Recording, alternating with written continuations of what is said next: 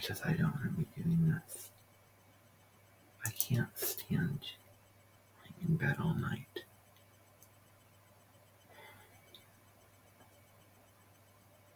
I will never delete a single video again in my life. I will never, ever delete a single video again.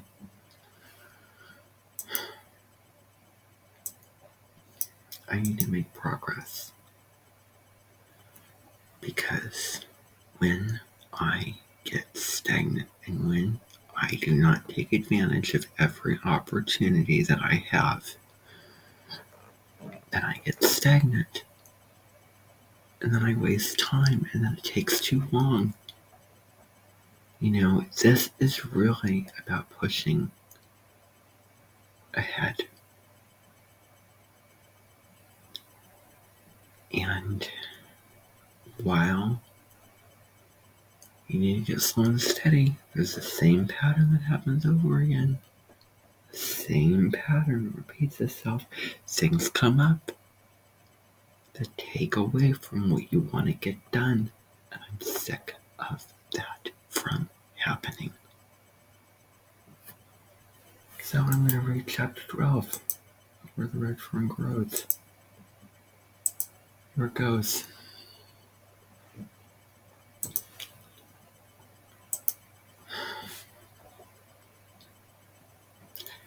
Coming up to the tree, I could see it was a huge bur oak. It wasn't tall, it was just the opposite, rather low and squatty. The top was a thick mass of large limbs, and it hadn't shed all its leaves yet. It stood by itself in an old field. There were no other trees within 50 yards of it. About 15 feet to the left were the remains of a barbed wire fence. An old gate hung by one rusty hinge from a large corner post. I could tell that at one time a house had stood close by. Reuben saw me looking around. A long time ago, some Indians lived here and farmed these fields, he said. I walked around the tree looking for the coon, but could see very little in the dark shadows.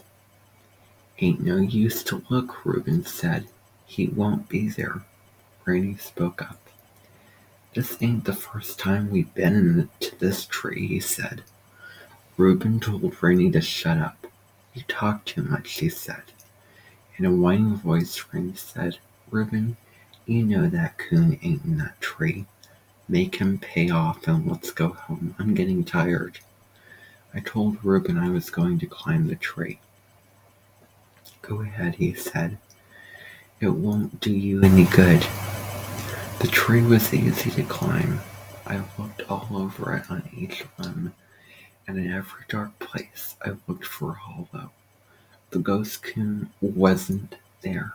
I climbed back down, scolded old Dan to stop his luck bawling, and for little Ann. I saw her far up the old fence row, sniffing and running here and there.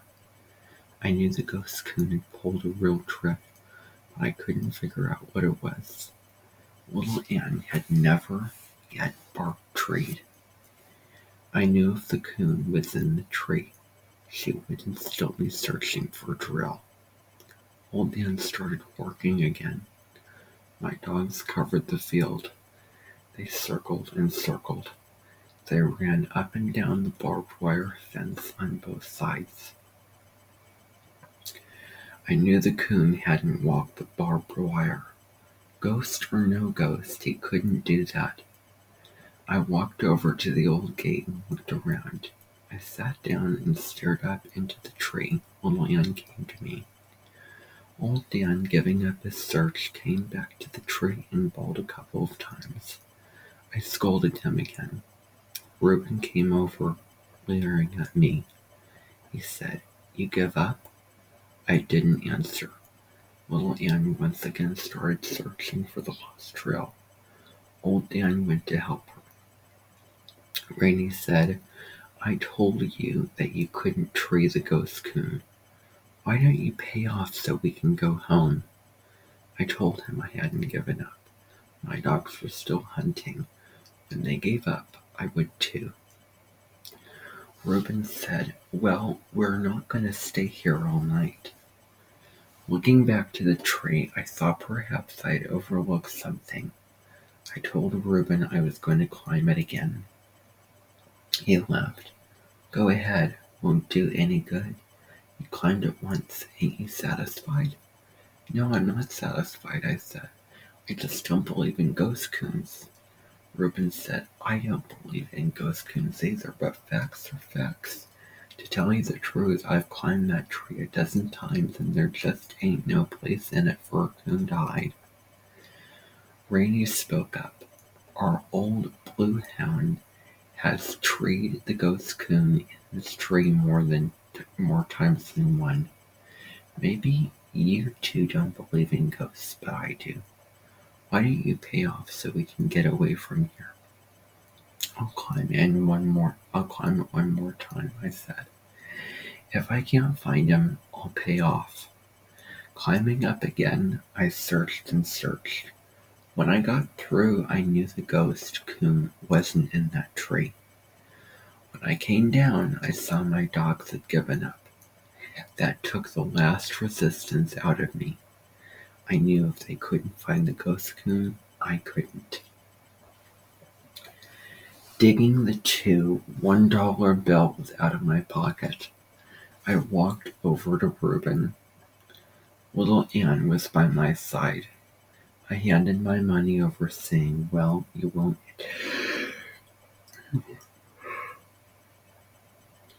I handed my money over, saying, "Well, you won it fair and square." With a grin on his face, Reuben took my money. He said, "I bet this will break your old grandpa's heart." I didn't reply. Reaching down, I caught little Ann's head in my hands. Looking into her warm, friendly eyes, I said, "It's all right, little girl, we haven't given up yet. We'll come back. We may never catch the ghost coon, but we'll run him until he leaves the country." She licked my hands and whined. A small breeze began to stir. Glancing up into the tree, I saw some leaves shaking. I said to Reuben, "Looks like the wind is coming up. It may blow up a storm. We'd better be heading for home." Just as I turned, I saw little Ann throw up her head in a whine and whine. Her body grew stiff and taut. I watched her. She was testing the wind. I knew she'd scented something in the breeze. Stiff-legged, head high in the air, she started walking toward the tree. Almost there, she turned back and stopped. I knew she had caught the scent, but could only catch it when a breeze came. Looking at Reuben, I said, "I haven't lost that $2 yet." Another breeze drifted out of the river bottoms. Little Ann caught the scent again. Slowly she walked straight to the large gate post, reared up on it with her front feet, and bawled the most beautiful tree bark I ever heard in my life. Old Dan, not understanding why little Ann was bawling, stood and looked.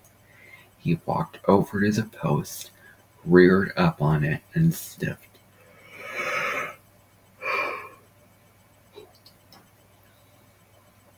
Then, raising his head, he shook the dead leaves in the bur oak tree with his deep voice.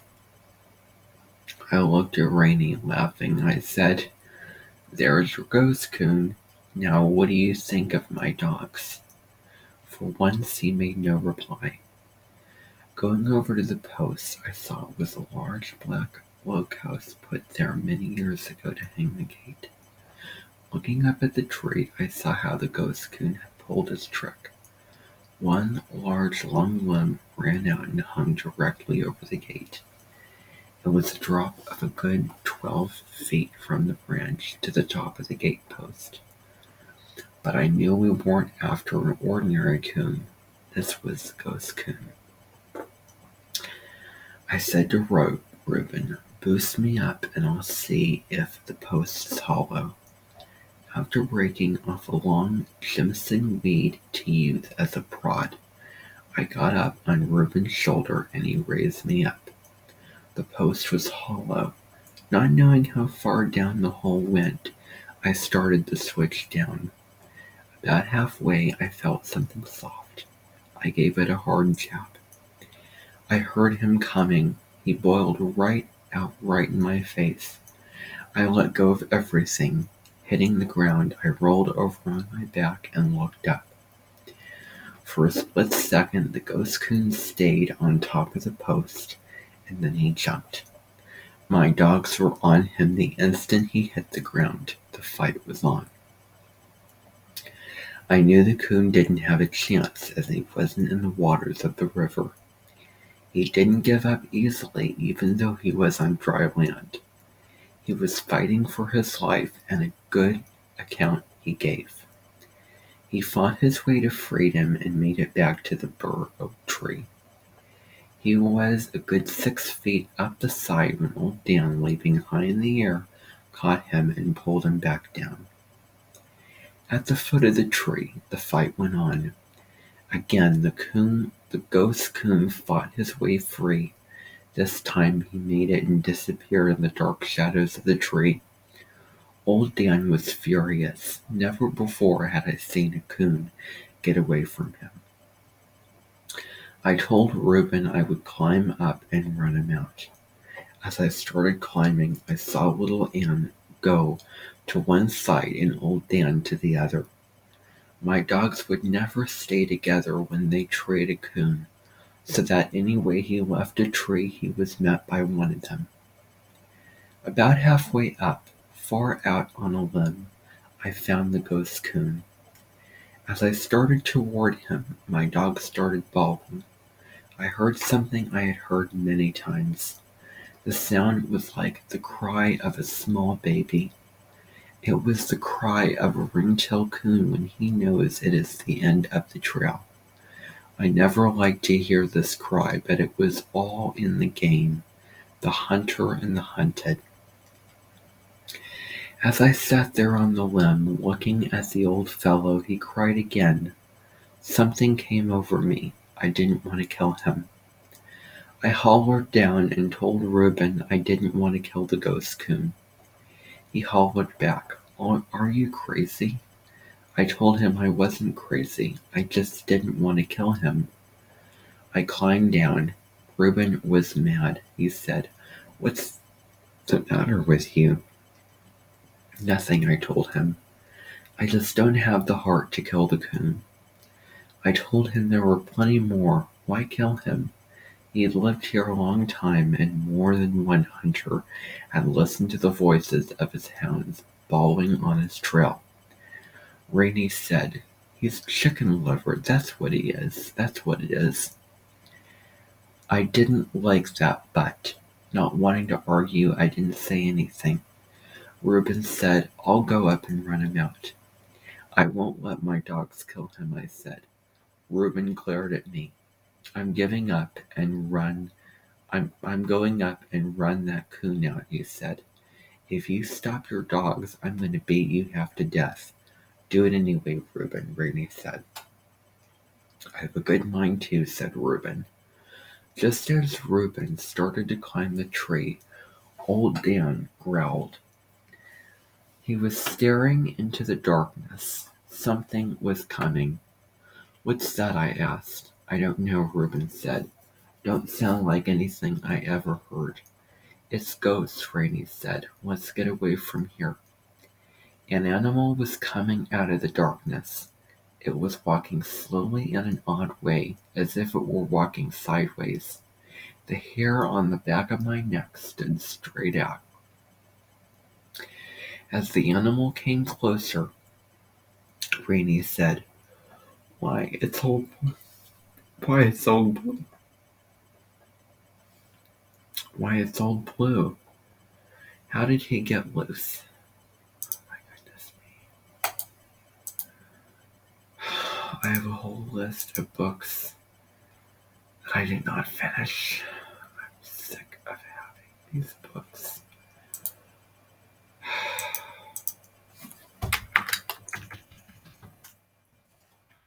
don't know if I finished it or not. I'm going to finish it. I'm going to read it anyway.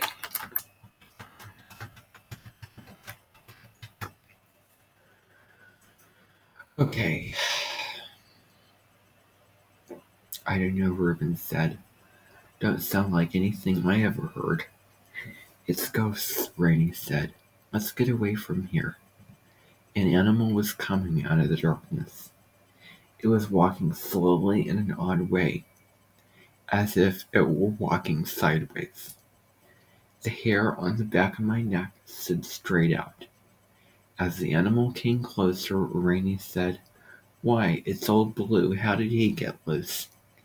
It was a big blue tick hound. Around his neck was a piece of rope about 3 feet long. One could see that the rope had been gnawed in two. The frayed end had become entangled in a fair-sized dead limb. Dragging the limb was what made the dog look so odd. I felt much better when I found out what it was. The blue tick hound was like the Pritchards, mean and ugly. He was a big dog, tall and heavy. His chest was thick and solid. He came up growling. The hair on his back was standing straight up. He walked stiff-legged around old Dan, showing his teeth. I told Rainey he'd better get hold of his dog, or there was sure to be a fight. You better get hold of your dog, he said. I'm not worried about old Blue. He can take care of himself. I said no more. Don't make no difference now whether you kill the ghost coon or not, Reuben said. Old Blue will take care of him. I knew the killing of the coon was out of my control, but I didn't want to see him die. I said to Reuben, Just give back my $2 and I'll go home. I can't keep you from killing him, but I don't have to stay and see it. Reuben, don't give him the money, Rainey said. He ain't killed the ghost coon. That's right, Reuben said. You ain't, and I wouldn't let you now, even if you wanted to. I told them my dogs had treed the ghost coon, and that was the bet, to tree the ghost coon. No, it wasn't, Reuben said. You said you wouldn't kill him. It was no such thing, I said. I've done all I said I would. Reuben walked up in front of me. He said, I ain't going to give you the money. You didn't win it fair. Now what are you going to do about it? I looked into his mean eyes. I started to make some reply, but decided against it. He saw my hesitation and said, You better get your dogs and get out of here before you get whipped. In a loud voice, Rainey said, Bloody his nose, Reuben. I was scared. I couldn't whip Reuben. He was too big for me. I started to turn and leave when I thought of what my grandfather had told them. You had better remember what my grandpa said, I reminded them. He'll do just what he said he would. Reuben didn't hit me. He just grabbed me and with his brute strength threw me down on the ground. He had me on my back with my arms outspread. He had a knee on each arm. I made no effort to fight back. I was scared. If you say one word to your grandpa about this, Reuben said, I'll catch you hunting some night and take my knife to you. Looking up into his ugly face, I knew he would do just what he said. I told him to let me up and I would go and not say anything to anyone. Don't let him up, Reuben, Rainey said. Beat the hell out of him, or hold him and let me do it. Just then I heard growling and a commotion off to one side. The blue hound had finally gotten a fight out of old Dan. Turning my head sideways, I could see them standing on their hind legs, tearing and slashing at each other. The weight of the big hound pushed old Dan over. I told Reuben to let me up so we could stop the fight. He laughed. While my dog is whipping yours, I think I'll just work you over a little. So saying, he jerked my cap off and started whipping me in the face with it. I heard Rainey yell, "Reuben, they're killing old Blue." Reuben jumped off of me. I clambered up and looked over to the fight. What I saw thrilled me. Faithful little Anne, word that I'm not going to use, though she was, had gone to the assistance of old Dan. I knew my dogs were very close to each other. Everything they did was done as a confirmation. But I never expected this. It is a very rare occasion for a dog, not going to say the word, to fight another dog, but fight she did. I could see that little Anne's jaws were glued to the throat of the big hound. She would never loosen that deadly hold until the last breaths of life was gone. Old Dan was tearing and slashing at the soft belly. I knew the destruction his long sharp teeth were causing. Again Rainey yelled, "Reuben, they're killing him. They're killing old Blue. Do something quick." Reuben darted over to one side, grabbed my axe from the ground, and said in a loud voice, "I'll kill them hounds." At the thought of what he was going to do with my axe, I screamed and ran for my dogs. Reuben was about 10 feet ahead of me, bent over, running with my axe held out in front of him. I knew I could never get to them in time. I was screaming, "No, Reuben, no!" I saw the small stick when it whipped up from the ground. As if it were alive, it caught between Reuben's legs. I saw him fall. I ran on by. Reaching the dogfight, I saw the big hound was almost gone. He had long since ceased fighting. His body lay stretched full length on the ground. I grabbed old Dan's collar and pulled him back. It was different than the little Anne. Pull as I might, she wouldn't let go of the hound's throat. Her jaws were locked. I turned old Dan loose, and getting astraddle of little Anne, I pried her jaws apart with my hands. Old Dan had darted back in. Grabbing his collar again, I pulled them off to one side. The blue hound lay where it was. I thought perhaps he was already dead, and then I saw him move a little. Still holding my dogs by their collars, I looked back. I couldn't understand what I saw. Reuben was laying where I had fallen. His back was toward me, and his body was bent in a U shape. Rainey was standing on the other side of him, staring down. I hollered and asked Rainey, "What's the matter?" He didn't answer. He just stood as though in a trance, staring down at Reuben. I hollered again.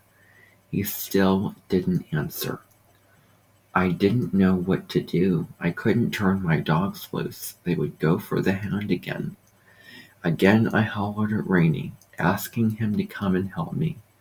He neither moved nor answered. I had to do something.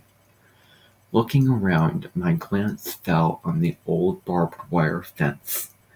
I led my dogs to it, holding onto their collars with one hand. I worked a rusty barbed wire backwards and forwards against the staple until it broke. Running the end of it under their collars, I tied them up. They made 2 or 3 lunges toward the hound, but the wire held. I walked over and stopped at Rainey's side. I again asked, "What's the matter?" He said not a word. I could see that Rainey was paralyzed with fright. His mouth and eyes were open wide, and his face was as white as chalk.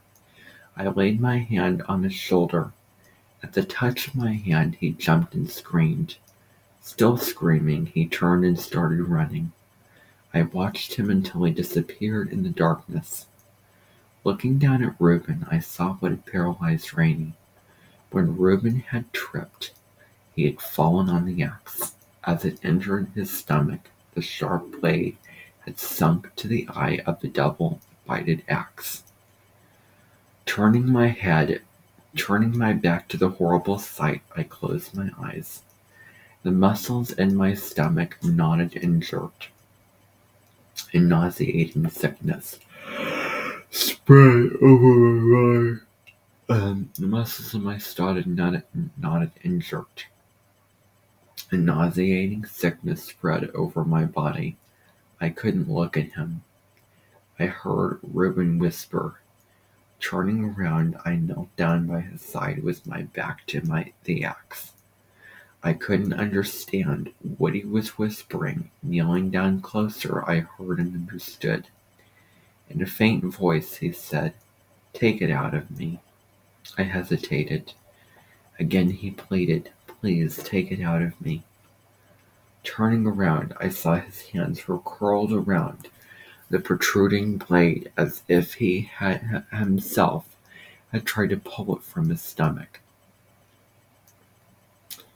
How I did it, I'll never know. Putting my hands over his and pressing down, I pulled the axe from the wound. The blood gushed. I felt the warm heat as it spread over my hands. Again the sickness came over me. I stumbled to my feet and stepped back a few paces. Seeing a movement from Reuben, I thought he was going to get up. With his hands, he pushed himself halfway up. His eyes were wide open. Let me just reread that again. Seeing a movement from Reuben. Again, the sickness came over me. I stumbled to my feet and stepped back a few paces. Seeing a movement from Reuben, I thought he was going to get up. With his hands, he pushed himself halfway up. His eyes were wide open, staring straight at me. Stopping in his effort of getting up, still staring at me, his mouth opened as if to say something. Words never came. Instead, a large red bubble slowly worked its way out of his mouth and burst. He fell back to the ground, and I knew he was dead. Scared, not knowing what to do, I called for Rainey. I got no answer. He called his name again and again. I called his name again and again. I could get no reply. My voice echoed in the darkness of the silent night. A cold chill ran over my body. I suppose it is natural at a time like that for a boy to think of his mother. I thought of mine. I wanted to get home. Going over to my dogs, I glanced to where the blue hound was. He was trying to get up. I was glad he wasn't dead. Picking up my lantern, I thought of my axe. I left it. I didn't care if I never saw it again. Knowing I couldn't turn my dogs loose, I broke off enough of the wire to lead them. As I passed under the branches of the bur oak tree, I looked into the dark foliage. I could see the bright eyes of the ghost coon. Everything that had happened on this terrible night was because of his very existence, but it wasn't his fault. I also knew he was a silent witness to the horrible scene. Behind me lay the still body of a young boy.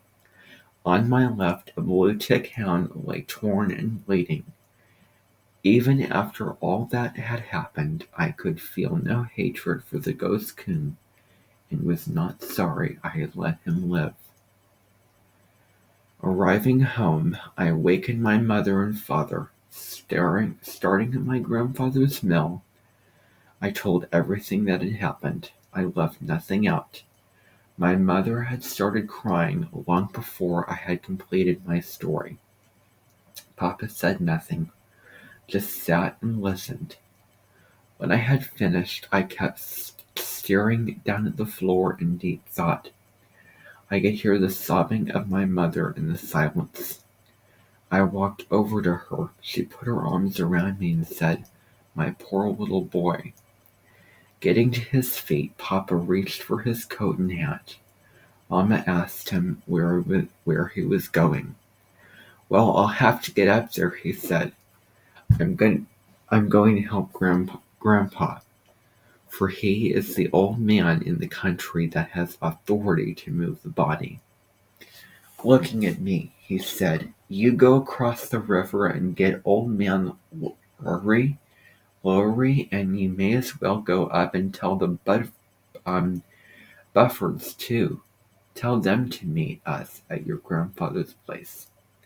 I hurried to carry the sad message.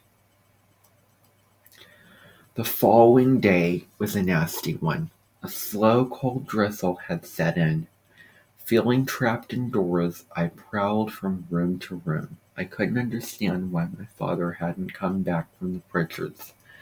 I sat by the window and watched the road. Understanding my feelings, Mama said, "Billy, I wouldn't worry. He'll be back before long. It takes time for things like that." "I know," I said, "but you would think he would have been back by now." Time dragged slowly by. Late in the afternoon, I saw Papa coming. Our old mule was jogging along. Water was shooting out from under his feet in small squirts at every step. Papa had tied the halter rope around the mule's neck. He was sitting humped over with his hands jammed deep in the pockets of his patched and worn mackinaw. I felt sorry for him. He was soaking wet, tired, sleepy, and hungry. Telling Papa, "Here he is," I grabbed my jumper and cap and ran out to the gate and waited. I was going to ask him what had happened at the Pritchards, but on seeing his tired face and wet clothes, I said, "Papa, you had better go in to the fire. I'll take care of the mule and do the feeding and milking." "That would be fine," he said. After doing the chores, I hurried to the house. I couldn't wait any longer. I had to find out what had happened. Walking into the front room, I saw my father had changed clothes. He was standing in front of the fireplace drinking coffee. "Boy, that's bad weather, isn't it?" he said. I said it was and asked him about Reuben. "We went to the old tree and got Reuben's body," Papa said. "We were on our way back to the Pritchards when we met them. They were just this side of their place. They had started to look for him." Rainey had been so dazed when he had got home, they couldn't make out what he was trying to tell them, but they knew it must have been something bad. They wanted to know what had happened. I did my best to explain the accident.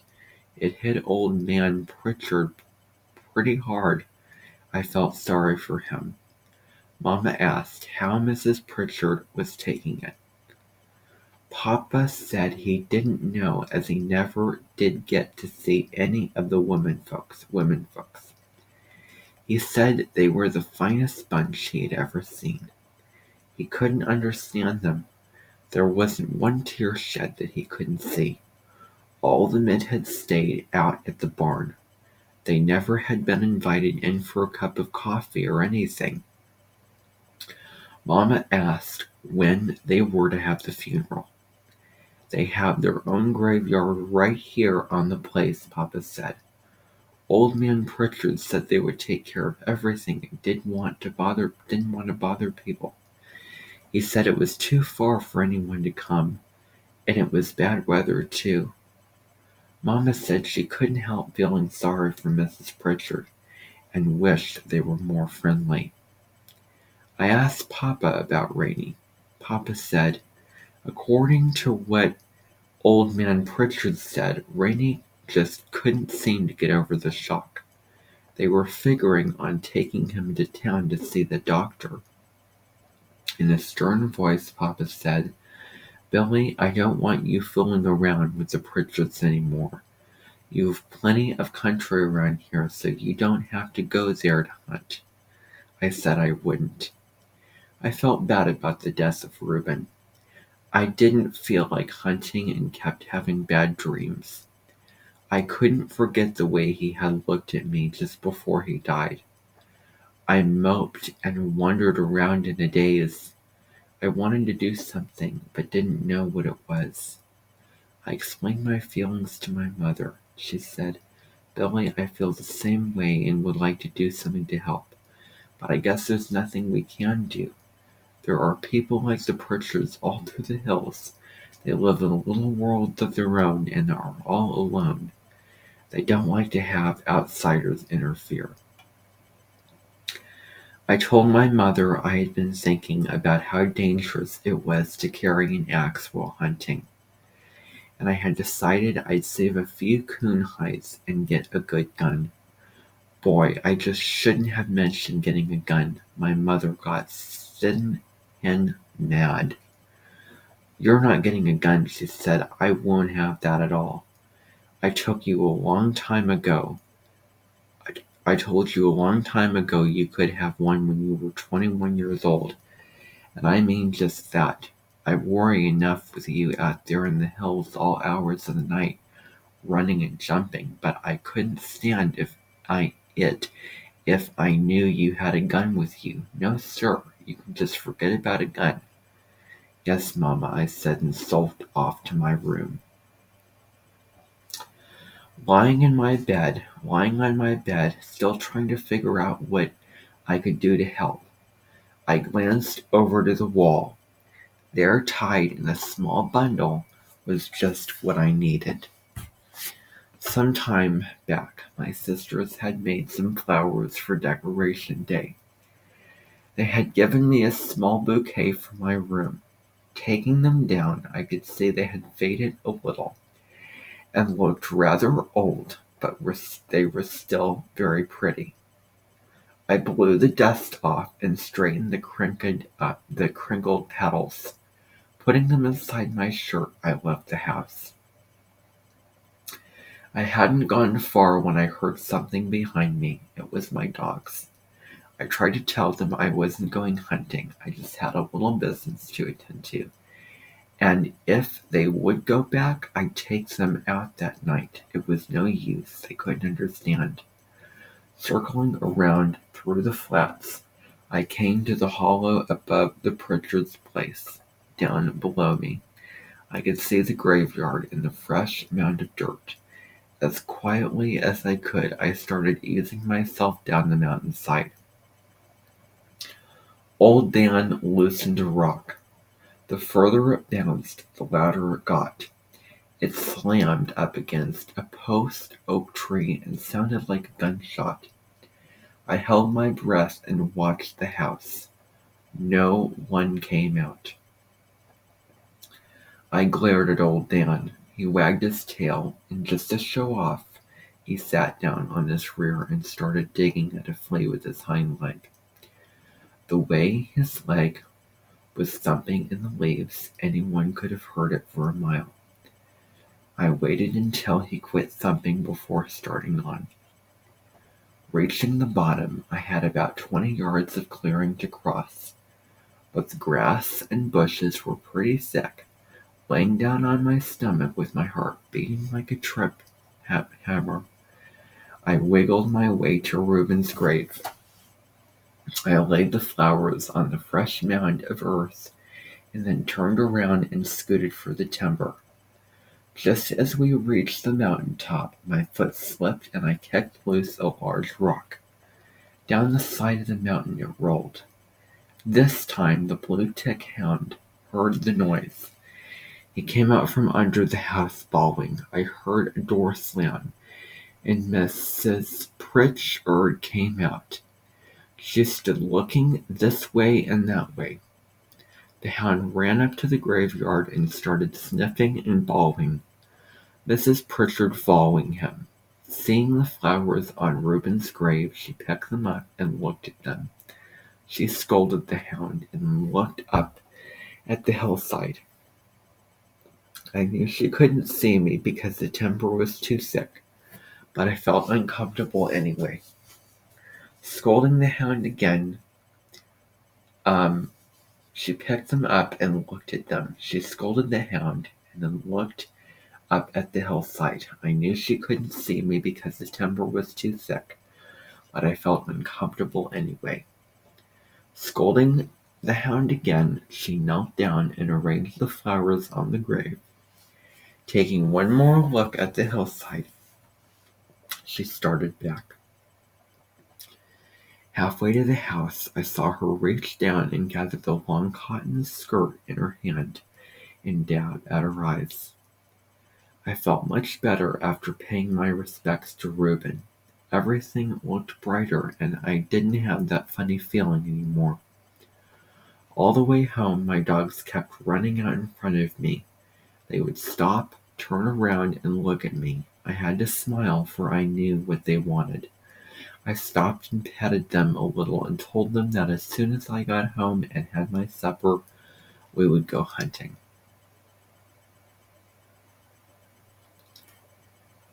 Okay, I'm just going to see how long this chapter is. Hopefully it's short.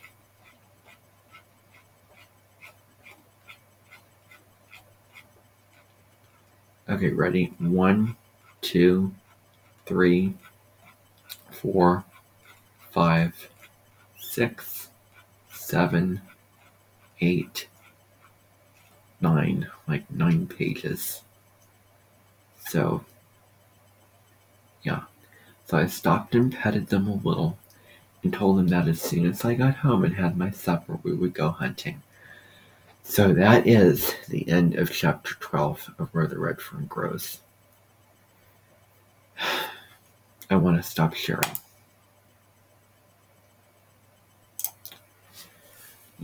I am tired, I am exhausted, and I could be sleeping in bed.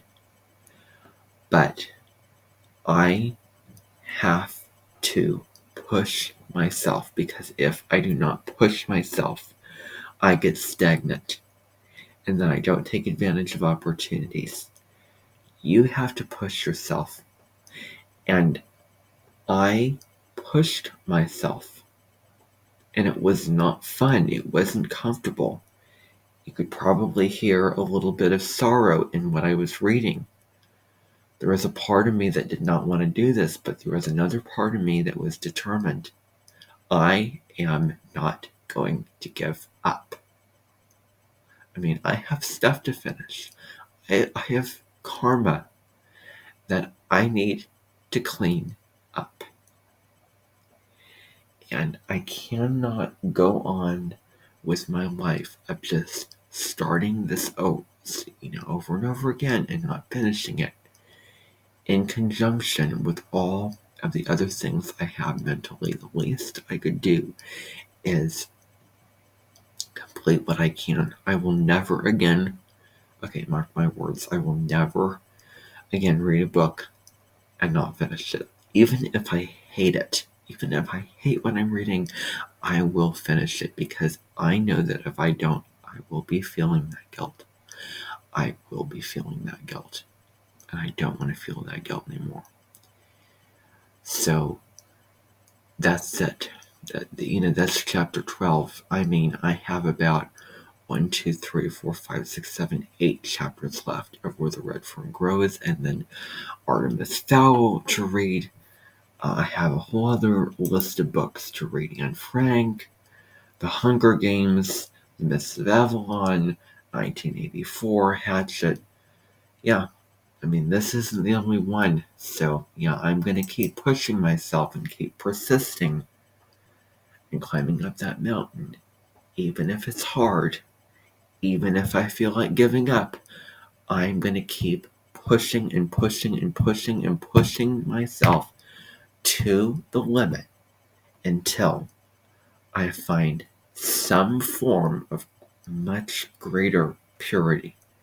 In other words, until I complete my goal. And that may mean sacrificing time that I could spend, enjoying my life. That may mean sacrificing sleep. That may mean sacrificing what I could be watching. That may mean sacrificing work that I have to do, which is temporary.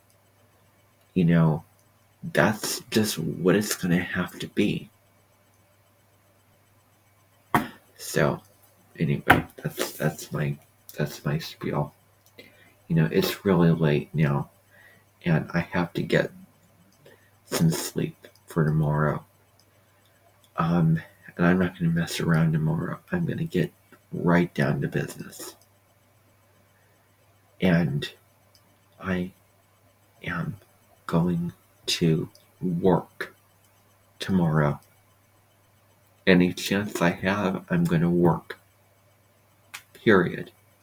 And do what I have planned to do. That means the Pisces video. Finish this book, hopefully. Do the things I need to do for the current classes. I'm not going to waste time. I don't want to waste time. Because it's really easy to slip back into wasting time and watching a video and, oh, it's okay. It's not a big deal. I don't mind. I'm okay with not finishing this. Oh, it's okay. I feel exhausted. I want to move on. Well, guess what? I'm sick of that pattern repeating itself. I'm super ambitious, and then I stagnate, and I don't keep up the goal, and I don't keep pushing myself. I'm sick of that. I'm going to keep pushing myself. Motivation is garbage. Even if I don't feel like it. I have to be honest. Halt means halt. But even if I don't feel like it, I will keep pushing myself.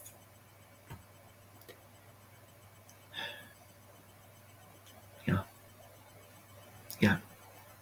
This is what it's about. I will probably look back thinking, why did I do this? I will probably look back, maybe feeling another strand of guilt. Why did I do this? I'll probably not even watch these videos. But I am not going to give up. I made a promise to myself. I have a goal. I'm going to achieve that goal, no matter what it takes. I'm going to achieve the goal. Period. End of story.